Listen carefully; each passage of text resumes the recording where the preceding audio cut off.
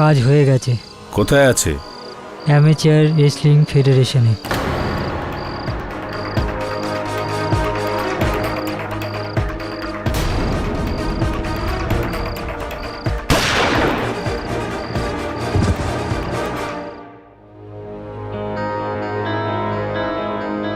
কি হলো বলুন?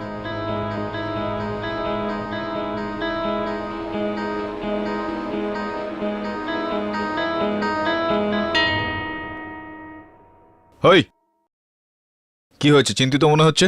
Any problem? Big problem sir. Sir আমার এক বন্ধু আছে, রমন স্বরূপ, প্রাইভেট ডিটেকটিভের কাজ করে। কাল রাত থেকেও নিখোঁজ, ওর কোনো খবর নেই, ওর ফোনও বন্ধ। প্রাইভেট ডিটেকটিভ হতে পারে। বলুন যে এই সময় ও কোনো কেসের ডিটেকশন করছে, ও চায় না যে কেউ এই সময় ওকে ফোন করুক, তাই ফোন বন্ধ করে রেখেছে। চিন্তার কি রয়েছে এখানে? স্যার চিন্তা করার ব্যাপার আছে স্যার।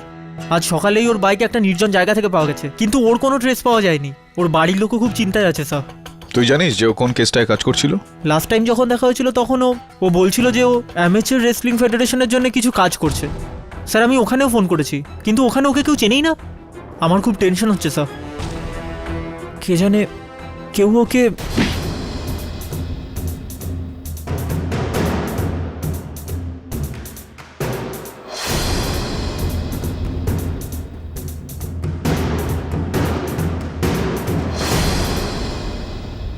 এটা কি করলি তুই? এটা কি করলি তুই?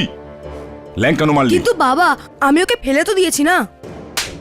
বেইমানি করে তুই খেলায় জিততে চাস? হ্যাঁ, চিটিং করে বড় খেলোয়াড় হওয়া যায় না। কিন্তু বাবা, জেতাটাও তো ইম্পর্টেন্ট, তাই না? ভুল। জেতাটা ইম্পর্টেন্ট নয়, খেলার মতো খেলাটাই ইম্পর্টেন্ট। তোমরা সবাই বুঝতে পেরেছো? হ্যাঁ হ্যাঁ। খুব ভালো। কি বললেন আপনি? তোমরা সবাই খেলো, আমি আসছি।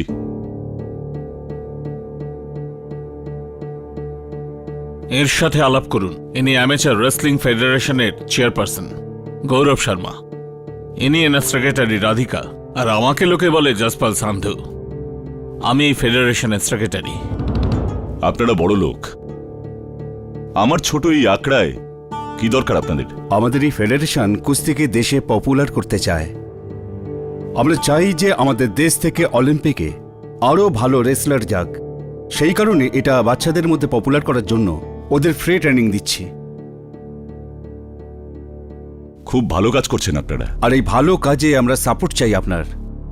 আমরা চাই যে আমাদের ফেডারেশনে হেড কোচ হয়ে আসুন। তাহলে আপনারা ওই বলবীর সিং এর কি করবেন? কিন্তু এই বলবীরের ব্যাপারে আপনি কি করে জানলেন? আমি আমার বন্ধু আর শত্রুদের খেয়াল রাখি।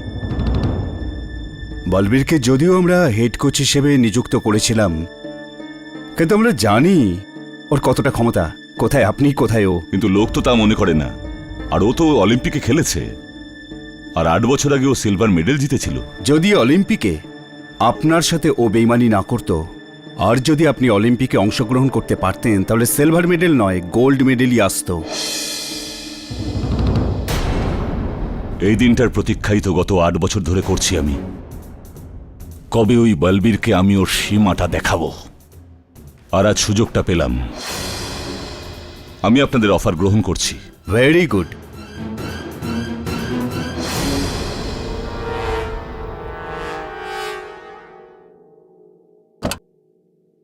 এটা আমি কি শুনছি? এখন আমার কাজের উপরে আপনার কোনো ভরসা নেই যে ওই জনার্দনকে আপনি ফেডারেশনে রাখছেন? এই ফেডারেশন কারোর পার্সোনাল প্রবলেমের খেয়াল রাখার জন্য বানানো হয়নি। আমি ওই সমস্ত মানুষকে ফেডারেশনে যুক্ত করার জন্য স্বাধীন, যাতে ফেডারেশনের উপকার হয়। ওই জনার্দন এই ফেডারেশনকে এমন কি লাভ করাতে পারে যা আমি করতে পারি না? খুব ভালো হয় এই ডিসিশনটা আমার উপর ছেড়ে দিন। এমনিতেই ফেডারেশনের কাজ অনেক বেড়ে গেছে, আর আপনি একা সেটা সামলাতে পারবেন না। ঠিক আছে, আমিও দেখছি ওই জনার্দন এই ফেডারেশনে কদিন আর কিভাবে টিকে থাকে।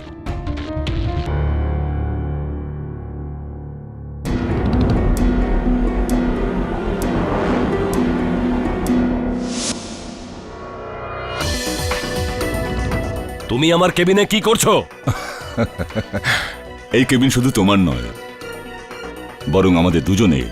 8 বছর আগে তুমি আমার সঙ্গে যা করেছিলে,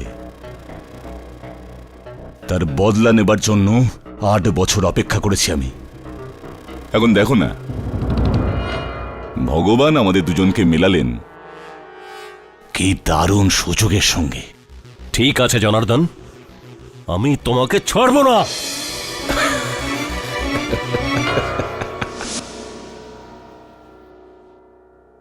আরে বরুণ, হাই স্যার। এই খবরটা পড়েছিস তুই? তুই বলছিলিস না যে তোর বন্ধু রমন স্বরূপ অ্যামেচার রেসলিং ফেডারেশনের সঙ্গে যুক্ত কোনো কেসের সঙ্গে কাজ করছিল? হ্যাঁ, ওই ফেডারেশনেরই একটা স্ক্যামের খবর বেরিয়েছে এখানে কোথাও। এই কারণে উদাহরণ হয়তো তোর বন্ধু। অ্যামেচার রেসলিং ফেডারেশন নামের কোনো এক প্রাইভেট সংস্থা এককালের কুস্তির বিখ্যাত পালোয়ান জনার্দন সিংয়ের নামে স্কুল কলেজের বাচ্চাদের থেকে লুটছে লক্ষ লক্ষ টাকা। একটা সূত্র থেকে জানা গেছে যে জনার্দন সিংয়ের ট্রেনিংয়ের নাম করে এই সংস্থা এখনও পর্যন্ত স্কুল কলেজের থেকে প্রায় 250 কোটি টাকা লুট করেছে। আর এর আগেও এই সংস্থা অলিম্পিক সিলভার মেডেলিস্ট বলবীর সিংয়ের নামে প্রায় কোটি টাকার বিজনেস করে ফেলেছে। এটা কি তামাশা গৌরব? এখন আমাকে এই নিউজ পেপার থেকে জানতে হবে যে স্কুল আর কলেজ থেকে তুমি জনার্দনের নামে 2.5 কোটি টাকা তুলেছ, আর বলবীরের নামে প্রায় 5 কোটি টাকা তুমি তছরূপ করেছো। তুমি বেকারে তো হাইপার হচ্ছ কেন যশপাল? তুমি আমাদের বিজনেস পার্টনার, এই ফেডারেশনের সেক্রেটারি। তোমার তো জানা উচিত যে এই ফিগার্স বড়সড় করে বলা হয়েছে। আমাকে বোকা ভাবার মতন ভুল কাজটা করো না গৌরব। আমি নিউজ পেপার থেকে সব কিছু জানতে পেরেছি। জানো তো আমার বিশ্বস্ত সূত্র সব জায়গায় কাজ করছে।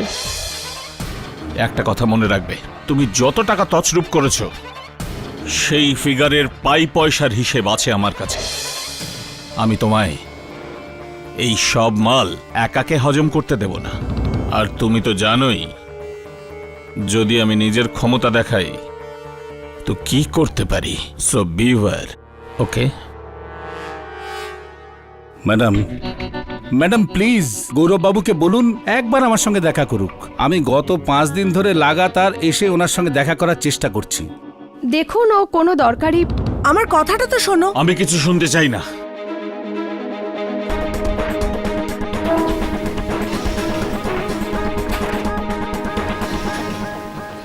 আমি ওই লোকটাকে রন্ধ্রে রন্ধ্রে চিনি।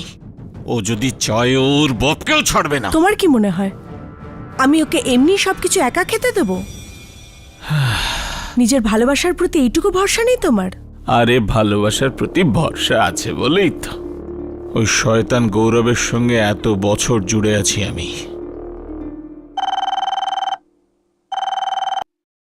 Amateur wrestling federation? হ্যাঁ জসপাল স্যার, গ্রাউন্ড ফ্লোরে। আচ্ছা, আমি আসছি। গৌরব আছে? আগে হ্যাঁ, কিন্তু এটা কি হচ্ছে? এটাই তো ব্যবসা, কখনো কখনো করতে হয়। আচ্ছা, তো আজ থেকে এবং এখন থেকে আমি ফেডারেশনের সঙ্গে সম্পর্ক ত্যাগ করছি। তুমি হয়তো ভুলে যাচ্ছ যে তুমি আমার সাথে এগ্রিমেন্ট করেছো। ওই এগ্রিমেন্টের হিসেবে তুমি 2 বছর ফেডারেশন ত্যাগ করতে পারবে না। কার হিম্মত আছে আমাকে রোখার? তোমাকে এখান থেকে বাইরে যাওয়া থেকে আটকাতে আমি যথেষ্ট। আমার একটা ইশারাই যথেষ্ট। তুই আমাকে আটকাবি? অবশ্যই। চল আটকা, আটকা, আটকা!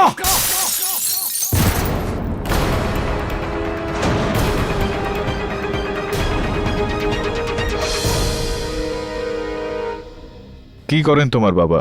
আর ওনার নামই বাকি, আর কি বেআইনি কাজ উনি করেছেন? আমার বাবার নাম জনার্দন সিং। উনি আগে রেসলার ছিলেন।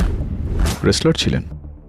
আর এখন অ্যামেচার রেসলিং ফেডারেশন উনি কিছুদিন আগেই জয়েন করেছেন। সেই জনার্দন সিং যে অ্যামেচার রেসলিং ফেডারেশনের চেয়ারপারসন গৌরব শর্মার হত্যার অভিযোগে গ্রেফতার হয়েছেন। আগে হ্যাঁ, কিন্তু স্যার আমি আমার বাবাকে ভালো করে চিনি। উনি কোনো ভুল কাজ করতে পারেন না, আর না কোনো ভুল কাজ হতে দেখতে পারেন। উনি কাউকে খুন করতে পারেন না। ওনাকে ফাঁসানো হচ্ছে।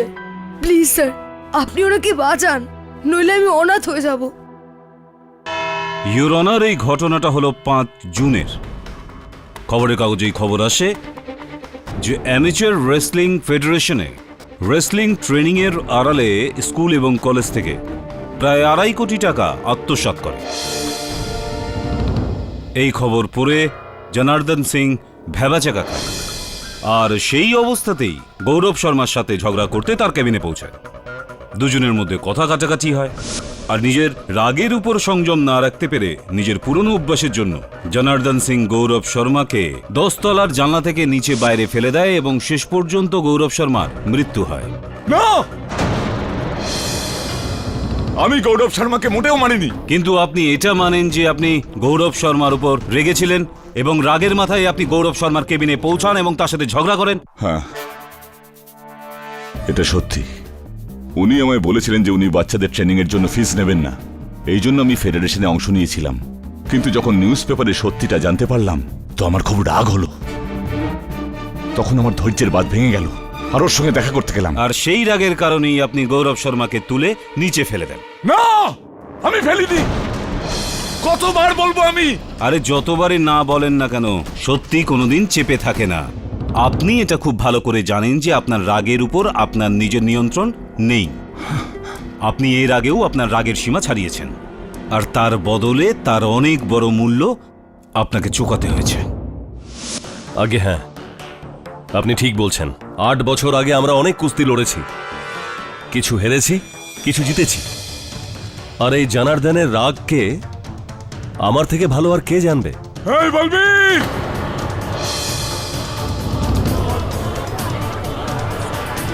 পুরনো কথা বলিস না। আমি এখনো সেই জনার্দন। তোকে এই হাতে তুলে আছাড় মারতে পারি আমি। এই, আমি কি চুরি পড়ে আছি নাকি রে? পুরনো দিন ভুলে গেছিস তোর? চুপ! অর্ডার অর্ডার, দয়া করে আদালতের মর্যাদা বজায় রাখুন। ইওর অনার, ইনার রাগ তো এখনো পরিষ্কারই দেখা যাচ্ছে। যাই হোক, বলবীর সিং বাবু, আপনি কোনো এমন গুরুত্বপূর্ণ ঘটনা আমাদের বলতে পারেন যখন আপনি এই মহাশয়ের রাগের মুখোমুখি হয়েছেন? আগে হ্যাঁ, এই বিষয়টা হলো আমাদের মধ্যেকার শেষ লড়াইয়ের। অলিম্পিকের সিলেকশন ফাইট ছিল। কুস্তির সময় আমি ভুল প্যাচ দিয়ে ফেলেছিলাম।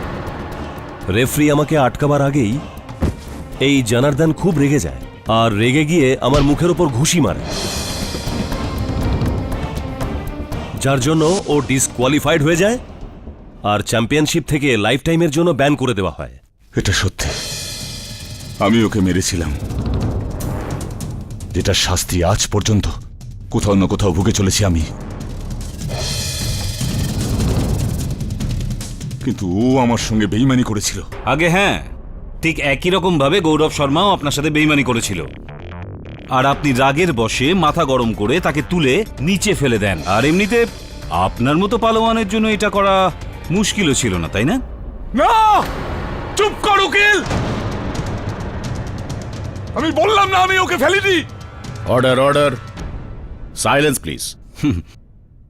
যাই হোক বলবীর সিং বাবু, হ্যাঁ, এই কথা তো 8 বছর পুরনো।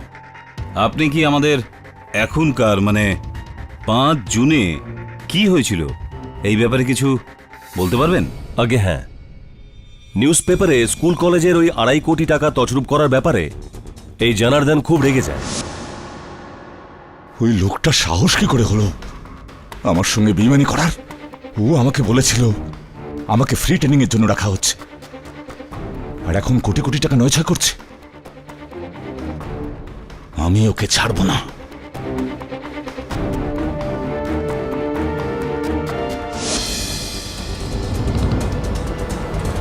আর উনি তাই করলেন যা উনি বলেছিলেন? হ্যাঁ, যতদূর পর্যন্ত আমি জনার্দনকে চিনি, ও রাগের বশে যা কিছু করতে পারে। আর এটা সম্ভব যে রাগের বশে ও গৌরবকে জানলা দিয়ে বাইরে ফেলে দিয়েছে।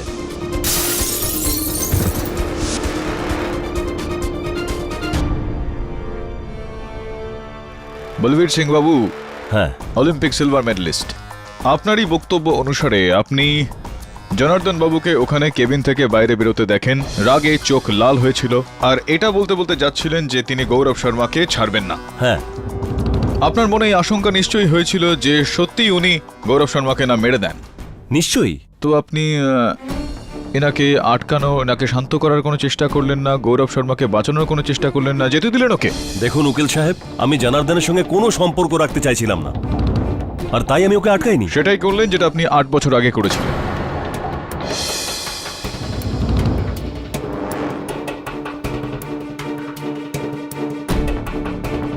আট বছর আগেও আপনি জনার্দন বাবুকে উস্কেছিলেন। আপনি জানতেন যে ইনি বেইমানিকে ঘৃণা করেন। বেইমানে দেখলে ইনি রেগে যান, আর রেগে গেলে ইনি ভুল করে বসেন। এই কারণে আপনি জেনে শুনে ইচ্ছে করে এটা করলেন। ইনি রেগে গেলেন আর ইনি ভুল করে ফেললেন, যেই কারণে ওনাকে খেলা থেকে বের করে দেওয়া হয়। আর আপনার অলিম্পিক পর্যন্ত রাস্তা পরিষ্কার হয়ে গেল।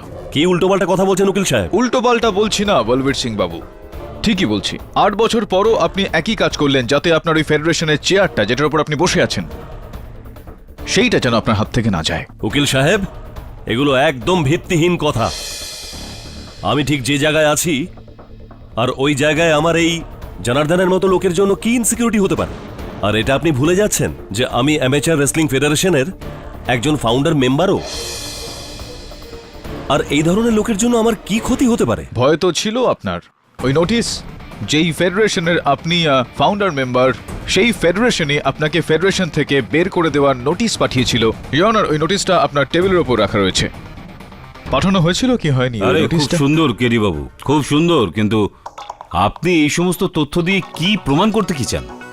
আপনি কি এটা বলতে চান যে বলবীর সিং জনার্দনকে আটকায়নি, আর সেই কারণে জনার্দন গৌরব শর্মার হত্যা করে দেয়? যদি এরকম হয় তবুও জনার্দনের অপরাধ কম হবে না? না, আপনি ভরদ্বাজ বাবু, আমি তো শুধুমাত্র সম্ভাবনার কথাগুলো উল্লেখ করছিলাম।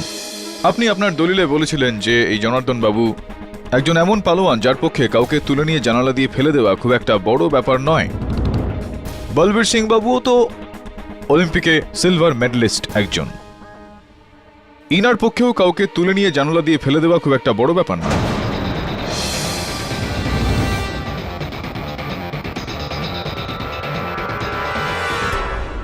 তো এটা সম্ভব ভরদ্বাজ বাবু যে জনার্দন বাবু গৌরবের সঙ্গে লড়াই করে ওখান থেকে বেরিয়ে গেলেন, যার পেছন পেছন বলবীর সিং বাবু ওখানে পৌঁছলেন, আর ইনি গৌরবকে তুলে নিয়ে জানালা দিয়ে বাইরে ফেলে দিলেন। ইউর অনার, বলবীর সিংকে এমনটা করার জন্য গৌরব শর্মার কেবিনে উপস্থিত থাকাটা অনিবার্য ছিল।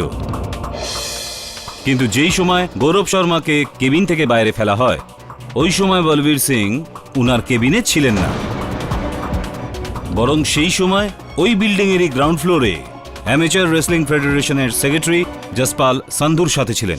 আগে বলবীর আমার সাথে ছিল। আসলে ও আমাকে এটাই বলছিল যে জনার্দন খুব রেগে ছিল আর ও গৌরবের কেবিনে গিয়েছিল।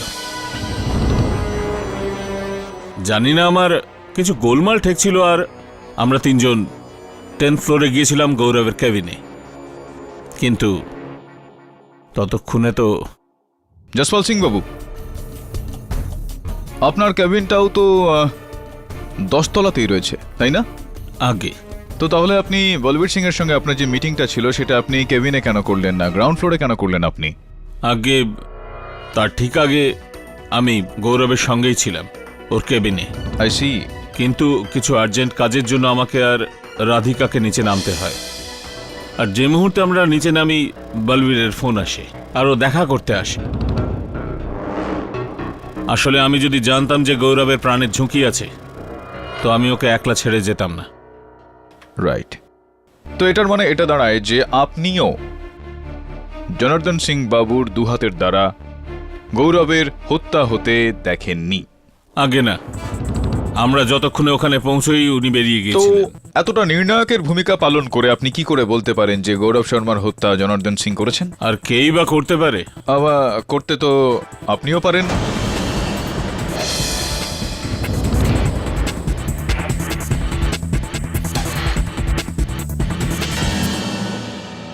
দেখুন কেডি সাহেব, গৌরবের কেবিনে গৌরবের সঙ্গে দেখা করতে শেষ ব্যক্তি যে গেছে সে জনার্দনই ছিল। আর সেটা আপনি কাউকে জিজ্ঞেস করতেই পারেন। আপনি চাইলে রাধিকাকে জিজ্ঞেস করুন। আমি তো জসপাল বাবুর সাথে গ্রাউন্ড ফ্লোরেই ছিলাম, যেখানে বলবীর সিং দেখা করতে এসেছিলেন। তারপর আমরা সবাই 10th ফ্লোরে পৌঁছলাম, যেখানে আমরা গৌরবের খুনের কথা জানতে পারি। তো রাধিকা দেবী, আপনিও এটা মেনে নিলেন যে এই হত্যা জনার্দন সিংই করেছে? আগে হ্যাঁ, জনার্দন সিং এর ব্যবহারের কথা প্রায় সবাই জানে। আর বলবীরই যখন কথা বলল যে জনার্দন খুবই রেগে গিয়ে গৌরবের কেবিনে গেছে, তখন তো সন্দেহের কোনো আর অবকাশই থাকে না। হ্যাঁ, কিন্তু সন্দেহটা তথ্যে রূপান্তরিত করতে চোখ দিয়ে দেখাটাও তো জরুরি, আবশ্যক এটা, যেটা আপনি দেখেননি। আপনি কেন, আপনাদের মধ্যে কেউই দেখেননি।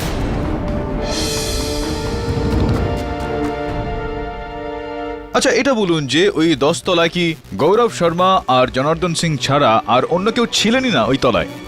আগে না, ওখানে আমাদের অফিসের রিসেপশনিস্ট হেলেনও ছিল। মিস হেলেন ডিকস্টা, আপনি অ্যামেচিওর রেসলিং ফেডারেশনের ওই যে অফিস রয়েছে সেটার আপনি একজন রিসেপশনিস্ট। হ্যাঁ, তো এটা পরিষ্কার যে ওখানে যারা যারা আসছেন যাচ্ছেন তাদের প্রত্যেকের তালিকা রাখেন নিশ্চয়ই আপনি। আগে হ্যাঁ। তো তাহলে এটা তো স্পষ্ট যে আপনি জনার্দন সিংকে ওই গৌরব শর্মার কেবিনে যেতে নিশ্চয়ই দেখেছেন এবং সেখান থেকে আসতেও নিশ্চয়ই দেখেছেন। আগে আমি জনার্দনকে গৌরব স্যারের কেবিনে যেতে তো দেখেছিলাম, কিন্তু বাইরে আসতে তো দেখিনি। কেন, আপনি তো ওখানেই বসেন গৌরব শর্মা বাবুর কেবিনের বাইরে, তাহলে আপনি ওনাকে ওখান থেকে বেরোতে দেখলেন না কেন? আগে আসলে গৌরব স্যার নিজের কেবিনে জসপাল স্যার আর রাধিকা দেবীর সঙ্গে মিটিং করছিলেন। ওনারা এই 1:45 নাগাদ বেরিয়েছিলেন, ততক্ষণ আমি রিসেপশনেই ছিলাম। জসপাল স্যার আর রাধিকা দেবীর বেরোনোর পর প্রায় 5 মিনিট পরেই জসপাল স্যার আমায় ফোন করেন যাতে আমি ওনার সঙ্গে গ্রাউন্ড ফ্লোরে দেখা করি। আমি ব্যাস জসপাল স্যারের সঙ্গে দেখা করতে নিচেই যাচ্ছিলাম, তখনই ওখানে জনার্দন বাবু পৌঁছন। আর যেহেতু জনার্দন বাবু এই ফেডারেশনেরই এমপ্লয়ি, তাই আমি ওনাকে কিছু জিজ্ঞাসা করারও চেষ্টা করিনি যে উনি কেন গৌরব স্যারের সাথে দেখা করতে চান। আর আমি জসপাল স্যারের সঙ্গে দেখা করতে নিচে চলে যাই। আচ্ছা এটা বলুন যে কি কাজ ছিল জসপাল বাবুর আপনার সঙ্গে? সেটাই তো আমিও বুঝতে পারছি না, কারণ যতক্ষণে আমি নিচে পৌঁছই তখন জসপাল স্যার ওখানে ছিলেনই না।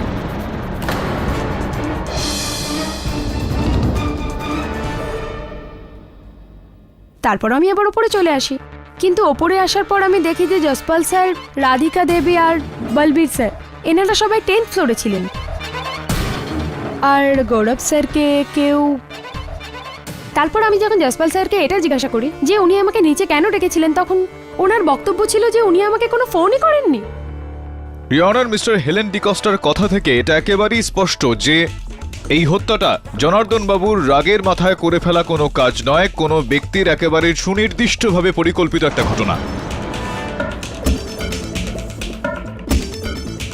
হত্যাকারী একেবারেই চাইছিল না যে যেই সময় গৌরব শর্মার হত্যা হয় ওই সময় কেউ 10 তলায় উপস্থিত থাকে, সেই কারণে সে এই মিথ্যা ফোনটা করে তখন মিস ডিকস্টাকেও সেখান থেকে দূরে সরিয়ে দিলেন। মিস ডিকস্টা, এত বড় অফিস একটা অ্যামেচিওর রেসলিং ফেডারেশনের, তো এটা তো পরিষ্কার যে ওখানে রোজ রোজ অসংখ্য মানুষ যাতায়াত করেন। 10 তলায় এইভাবে পুরো 10 তলায় একেবারে কেউ ছিল না, গৌরব শর্মা বাবু আর জনার্দন সিং ছাড়া আর কেউ ওখানে ছিল না।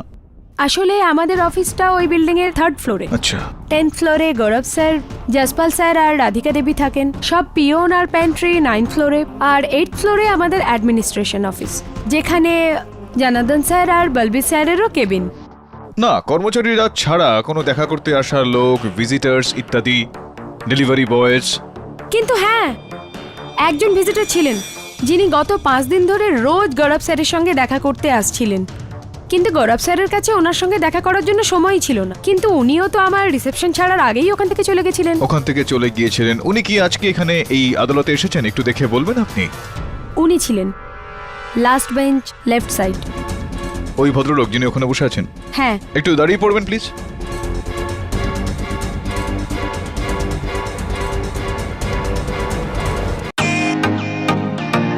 ওয়েলকাম টু বিটেন world. How may I assist you? নতুন ফ্ল্যাটের জন্য একটা স্ট্যান্ড ফ্যান আর কুলার নেব। এই পচা গরম থেকে একটু স্বস্তি চাই। বাজার চলতে সব ব্র্যান্ড তো আর ভরসাযোগ্য নয়। তার জন্য তো আমাদের ফ্যান আছে, all purpose bullet table fan, ceiling fan. আমাদের সিলিং ফ্যান কিন্তু 30 মাসের ওয়ারেন্টি সহ পাওয়া যায়। আছে ফারাটা 2 বছরের ওয়ারেন্টি, 17 থেকে 20 মিটার এয়ার ফ্লো। মধ্যবিত্তের সাধ্যের মধ্যে একমাত্র ভরসাযোগ্য ব্র্যান্ড বিটেন।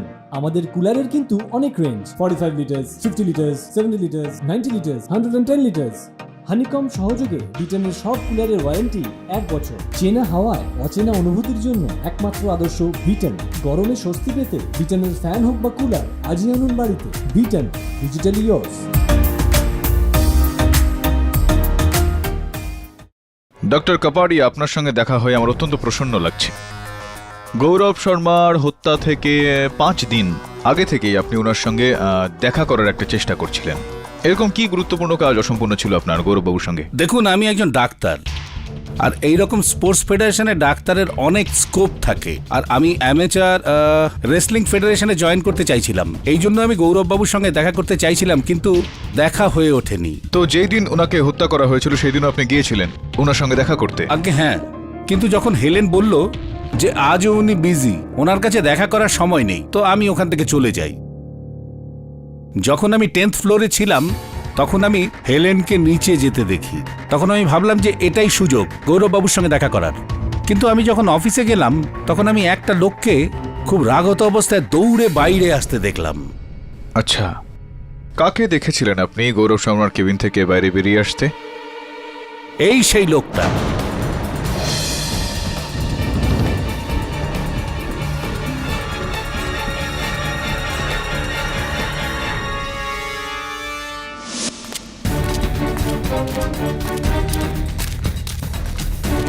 আর এর বেরিয়ে যাওয়ার পর যখন আমি সাহস নিয়ে অফিসে ঢুকলাম তখন দেখলাম সব ছড়িয়ে ছিটিয়ে পড়ে আছে।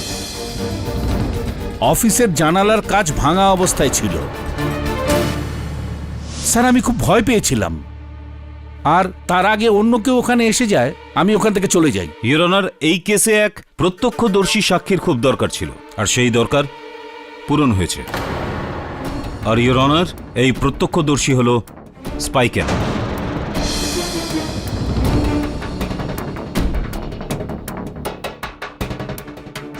ইওর অনার, গৌরব শর্মার একটা স্বভাব ছিল, উনি নিজের কেবিনের টেবিলে রাখা ল্যাম্পে স্পাই ক্যাম লাগিয়ে রাখতেন, যাতে নিজের কেবিনের গতিবিধির উপরে নজর রাখতে পারেন।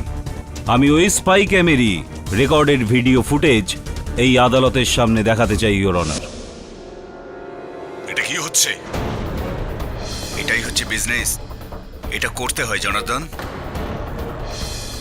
যদি এটা বিজনেস হয় তো আজ থেকে এবং এখন থেকে আমি ফেডারেশনের সঙ্গে সম্পর্ক ত্যাগ করছি।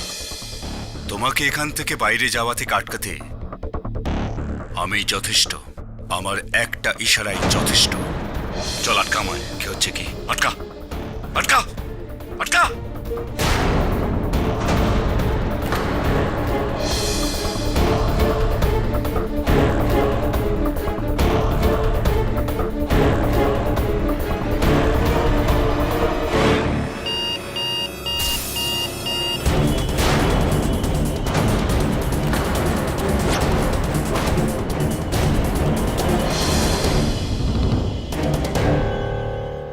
ইওর অনার, এই ভিডিও ফুটেজ থেকে এটা পরিষ্কার হয়ে যায় যে জনার্দন সিংই গৌরব শর্মার সাথে ঝগড়া করেন।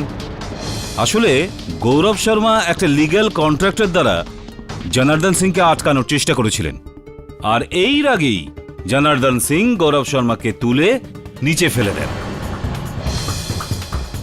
আমি চাইব এই আদালত এই ভিডিও ফুটেজ এবং সমস্ত সাক্ষীর বয়ানের ভিত্তিতে জনার্দন সিংকে গৌরব শর্মার হত্যার অপরাধে সাজা শোনান।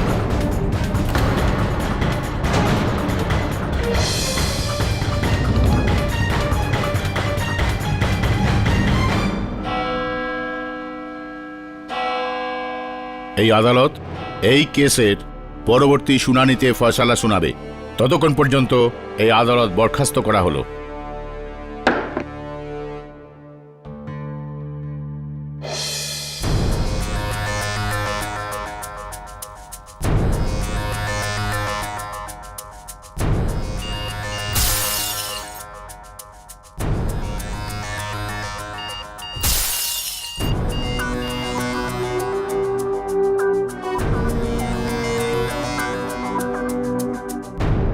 কেডিসা, আমি অ্যামেচার রেসলিং ফেডারেশনের রিসেপশনের কল লিস্ট বের করে নিয়েছি। 1:45 থেকে 2টোর মধ্যে মাত্র একটা কল এসেছিল, এটাই সেই নম্বর। গৌরব শর্মার অফিসে একবার যেতে হবে।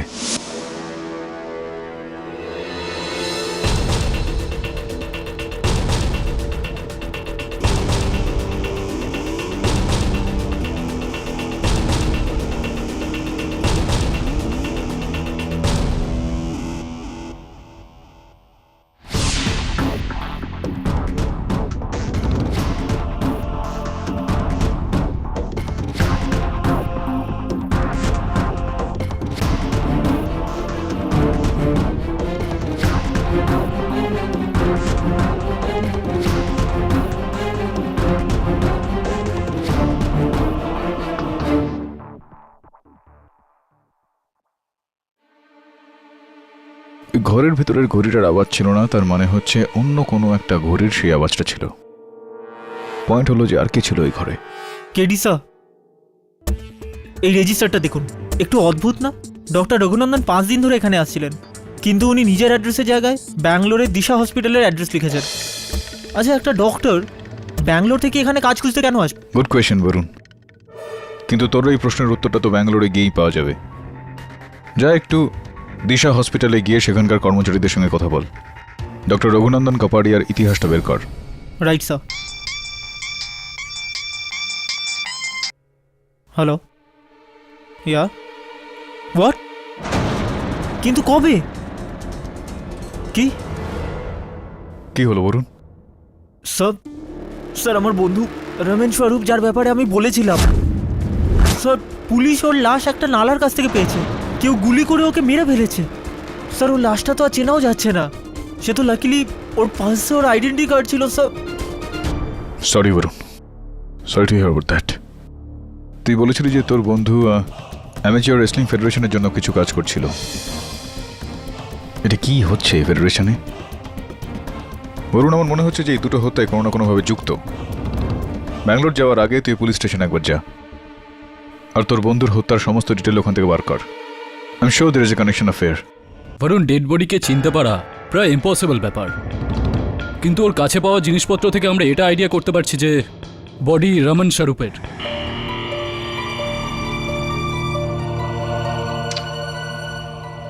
তবে পোস্টমর্টমের রিপোর্ট কতক্ষণে পাবো? সেটা তো কাল পাওয়া যাবে, কিন্তু হ্যাঁ, ওনার পকেট থেকে ওনার মোবাইল পাওয়া গেছে, যেটা জলে ভিজে যাওয়ার ফলে খারাপ হয়ে গেছে, কিন্তু সিমের সাহায্যে আমরা ওনার কল রেকর্ড চেয়ে নিয়েছি। আমি কি ওই রিপোর্টটা দেখতে পারি? হ্যাঁ, নিশ্চয়ই।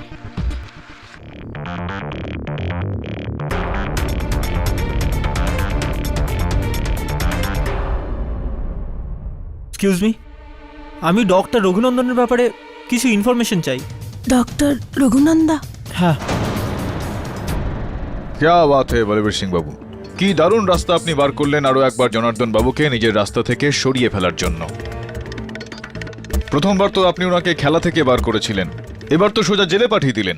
এ আপনি কি বলছেন উকিল সাহেব? সেটাই বলছি যেটা সত্যি। আপনি জানতেন যে জনার্দন বাবু যখন ফেডারেশনে চলা এই যাবতীয় দুর্নীতিগুলোর সম্বন্ধে জানতে পারবেন, তো উনি রাগান্বিত হয়ে কোনো না কোনো ভুল পদক্ষেপ অবশ্যই করবেন। আর তাই তো ভেতরের এই দুর্নীতির সম্বন্ধে আপনি দৈনিক সংবাদপত্রে লিক করেছিলেন। কি করেছিলেন কিনা? উকিল সাহেব, এগুলো সব মিথ্যে, বাজে কথা এগুলো। এই সমস্ত কিছু মিথ্যা নয়, আপনি মিথ্যা বলবীর সিং বাবু। এই হলো দৈনিক সংবাদপত্রের এডিটরের বয়ান, যেটার মধ্যে স্পষ্টভাবে লেখা আছে ইওর অনার, যে ফেডারেশনের ভেতরে দুর্নীতির লিক যিনি করেছিলেন তিনি বলবীর সিং বাবুই। হ্যাঁ কি না বলবীর সিং বাবু? ঠিক আছে উকিল সাহেব, আমি মানছি যে নিউজ পেপারে ওই খবর আমি ছাপিয়েছি। আমি জানতাম যে এই খবর পড়া মাত্রই ও রাগে পাগল হয়ে যাবে, ও রাগকে কন্ট্রোল করতে পারবে না আর গৌরবের সঙ্গে ঝগড়া করবে আর ফেডারেশন নিজেই ছেড়ে দেবে। কিন্তু আমি এটা জানতাম না যে এই নীচ জনার্দন ওই গৌরবকে খুন করে ফেলবে।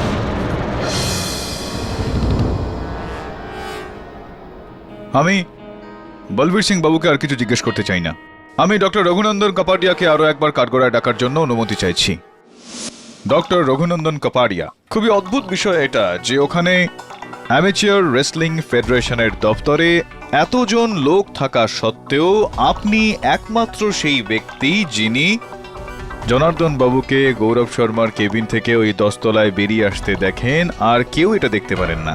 ঠিক বলছি আমি? আগে হ্যাঁ স্যার। আর আপনি ওখানে 5 দিন ধরে গৌরব শর্মা বাবুর সঙ্গে দেখা করার চেষ্টা করে যাচ্ছিলেন, ঠিক বলছি আমি? হ্যাঁ স্যার, একদম ঠিক বলছেন আপনি। আর আপনি হত্যার দিন দুপুরে মিস ডিকস্টাকে নিচ থেকে একটা ফোন করে, একটা মিথ্যা ফোন করে নিচে ডেকে পাঠিয়েছিলেন, ঠিক বলছি আমি? গ্রাউন্ড ফ্লোরে? আচ্ছা, আমি আসছি। আপনি কিরকম কথা বলছেন? আমি কোনো মিথ্যে ফোন করিনি। ডক্টর কাপাডিয়া, এই পেশার আমি শিক্ষানবিশ নই, অ্যামেচার নই, খুবই পোড় খাওয়া খেলোয়াড় একজন। অ্যামেচার রেসলিং ফেডারেশনের রিসেপশনে কলার আইডি লাগানো হয়েছিল, সমস্ত আসা যাওয়া ফোন সেখানে লিখিত অবস্থায় থাকে, যেটার তালিকা জজ সাহেবের টেবিলের ওপর রাখা রয়েছে, আর যেটার মধ্যে আপনার নাম্বার রয়েছে, আর যেটা থেকে এটা স্পষ্ট হয় যে এই সময় মিস ডিকস্টার কাছে ওই ফোনটা গিয়েছিল আপনারই নাম্বার থেকে গিয়েছিল। এবার বলুন যে কেন আপনি মিস ডিকস্টাকে ফোন করে তখন গ্রাউন্ড ফ্লোরে ডেকে পাঠিয়েছিলেন? অ্যাকচুয়ালি আমি ভীষণ বিরক্ত হয়ে গিয়েছিলাম। 5 বার লাগাতার চেষ্টা করবার পরও হেলেন আমাকে গৌরবের সঙ্গে দেখা করতে দেয়নি। যখন আমি দেখলাম যে হেলেন ছাড়া অফিসের আশেপাশে আর কেউ নেই, তখন আমি বাইরে গিয়ে নিজের মোবাইল থেকে হেলেনকে ফোন করলাম যাতে আমি গৌরবের সঙ্গে দেখা করতে পারি। রাইট 12:30 বেজে গেছে। কটা বাজে আপনার ঘড়িতে? 12:30। আরে নাইস ওয়াচ এটা। তো এরকম কি কাজ অসম্পূর্ণ ছিল গৌরব বাবুর সঙ্গে যে আপনি ব্যাঙ্গালোরের বাসিন্দা, তো ব্যাঙ্গালোরে নিজের কাজকর্ম সব ছেড়ে দিয়ে এখানে মুম্বাই এসে পড়েছিলেন, গৌরব শর্মা বাবুর পিছনে পড়েছিলেন, এরকম কি এমন কাজ ছিল? কারোর কাজ করায় কোনো বাধা নিষেধ আছে নাকি? না। যদি আমি ব্যাঙ্গালোর ছেড়ে এখানে কাজ করতে চাই তাতে কোনো প্রবলেম আছে? আরে না ডাক্তারবাবু, কাজ করতে কি সমস্যা থাকতে পারে এখানে? হ্যাঁ, কিন্তু যখন কোনো কাজ করার জন্য এতটা জোর করে আপনি কারোর পিছনে পড়ে যান যে কাজ করার জন্য আপনি কোনো প্রাইভেট ডিটেকটিভের সাহায্য নেন, তখন বিষয়টা একটু অন্যরকম হয়ে যায়। এরকমটা মনে হয় যে ব্যাপারটা একটু গোলমেলে।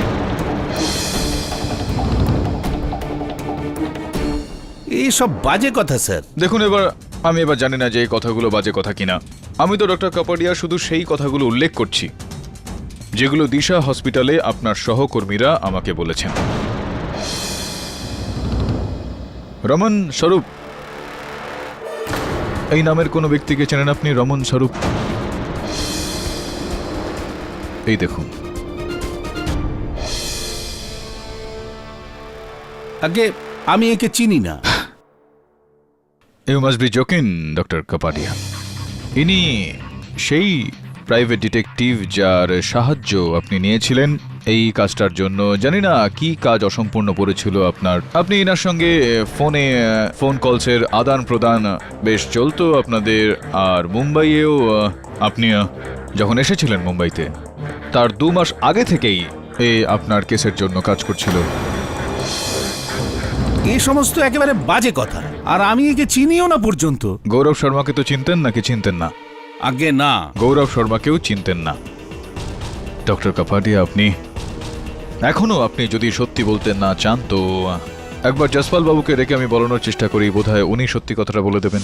জসপাল বাবু, আপনি রমন স্বরূপকে তো নিশ্চয়ই চেনেন না? আমি একে আগে কখনো দেখিনি। হ্যাঁ, কিন্তু ডক্টর কাপাডিয়াকে তো আপনি চেনেন না, মানে চিনতেন? আগে না। দেখুন, এই ছবিটা তো অন্য কথা বলছে। এই 8 বছর আগেকার মেডিকেল প্র্যাকটিশনার্স কনফারেন্স। এই দেখুন, আপনি তো এটা আগে হ্যাঁ, ইনি গৌরব শর্মা বাবু। হ্যাঁ একদম। আর এই যে একদম গায়ে দাঁড়িয়ে আছেন ডক্টর কাপাডিয়া, দেখুন এটা। এখনো আপনি বলছেন যে আপনি চেনেন না ওনাকে। এখন দেখুন কেডি সাহেব, আমি আর গৌরব গত 15 বছর ধরে একসঙ্গে ছিলাম, আর এই 15 বছরের ভেতর আমরা এরকম অনেক অ্যাসোসিয়েশন এবং ফেডারেশনের সঙ্গে যুক্ত, তো সবাইকে তো চেনা সম্ভব নয়। আপনার তো ডক্টর কাপাডিয়া মনে নেই নিশ্চয়ই। আপনার কি মনে হয় যে এই ছবিটা দেখবার পর ডক্টর কাপাডিয়ার স্মরণ শক্তি জেগে উঠবে, উনি চিনতে পারবেন সবাইকে? আগে না। অবাক বিষয় ডাক্তারবাবু, এই ছবিটা সবকিছু বলে দেওয়ার পরেও আপনি গৌরব শর্মা আর জসপাল সিন্ধুকে চিনতে অস্বীকার করছেন। চলুন, ঠিক আছে, কোনো ব্যাপার না। এইটা তো বলুন যে ডক্টর কাপাডিয়া আপনাকে 8 বছর আগে 7 বছরের জন্য ব্যাঙ্গালোরের জেলে পাঠানো হয়েছিল। কেন, কি অপরাধ করেছিলেন আপনি?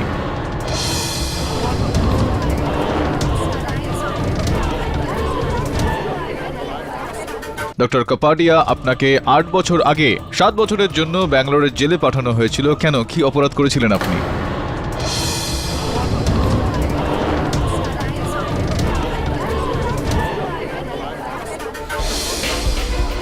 এরা বেইমানি করেছিল আমার সঙ্গে। এই দুজনের জন্য আমার জেল হয়েছিল। আজকের গৌরব শর্মা, আগের রঘুবীর যাদব। ও আমার সাহায্যে ব্যাঙ্গালোর মেডিকেল অ্যাসোসিয়েশন করেছিল, আমার পজিশনের ভুল ব্যবহার করেছিল।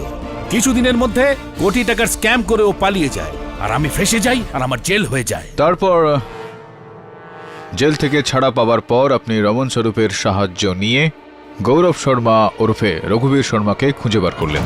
আমি আগেই বলেছি যে আমি কোনো রমন স্বরূপকে চিনি না। আরে ডক্টর কাপাডিয়া, আপনি রমন স্বরূপকে চেনেনই না তো তাহলে আপনি ওর হত্যা কেন করে ফেললেন? 1:50 হয়ে গেল। বলুন না, আপনি রমন স্বরূপের হত্যা কেন করলেন যখন আপনি ওনাকে চিনতেনই আমি না? কাউকে খুন করিনি।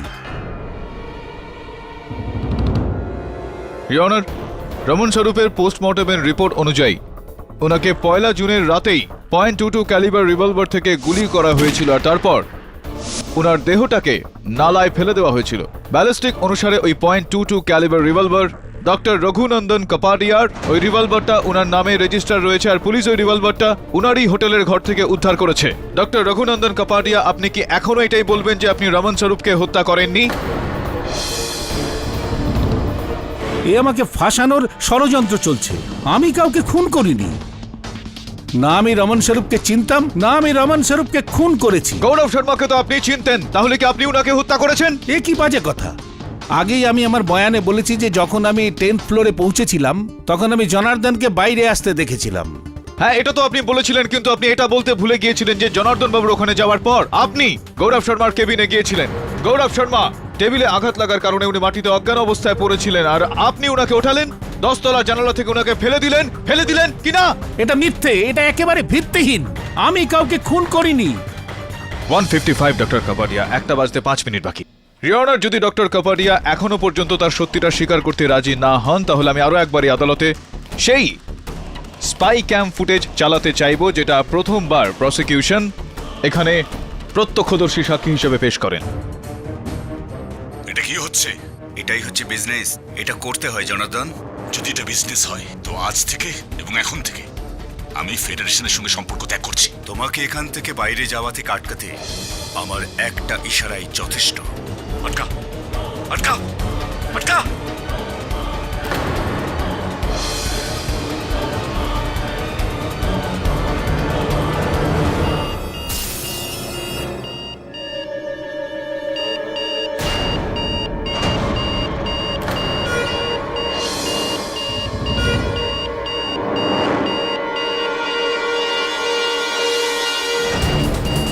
Your Honor,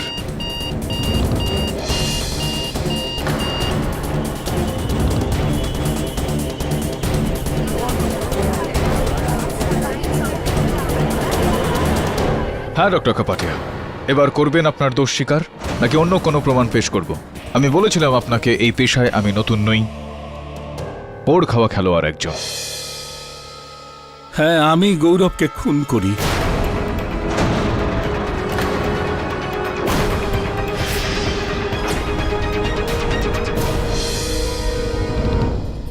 ওর জন্য 7 বছর আমি জেলে কাটাই, আর এই লজ্জার জন্যই আমার স্ত্রী আত্মহত্যা করে।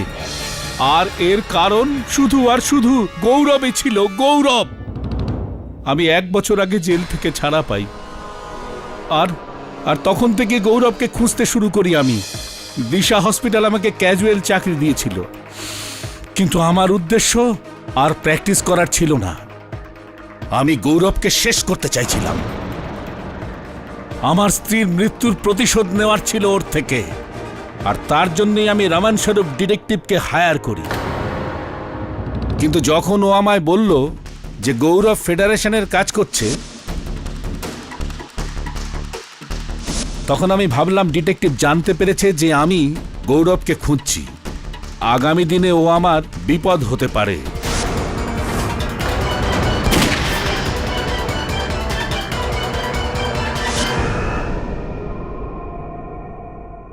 আমি সুযোগ খুঁজছিলাম গৌরবকে মারবার, আর ওই দিন জনার্দন আমাকে সেই সুযোগটা দেয়।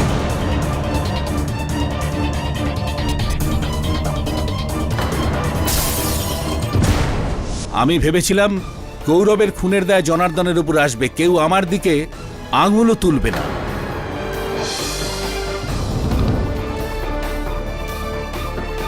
কিন্তু ঠিক আছে, আমার অপরাধের জন্য আমার কোনো আফসোস নেই। আরে জীবনে আর কি আছে যে আমি সাজাকে ভয় পাবো? The defense rests, Your Honor. সমস্ত সাক্ষ্য, প্রমাণাদি এবং ডক্টর রঘুনন্দন কাপাডিয়ার বয়ানের উপর ভিত্তি করে এই আদালত জনার্দন সিংকে সসম্মানে মুক্তি দিচ্ছে, আর ডক্টর রঘুনন্দনের ওপরে রমন স্বরূপ আর গৌরব শর্মাকে হত্যার অপরাধে কেস চালাবার হুকুম দিচ্ছে। The case is closed.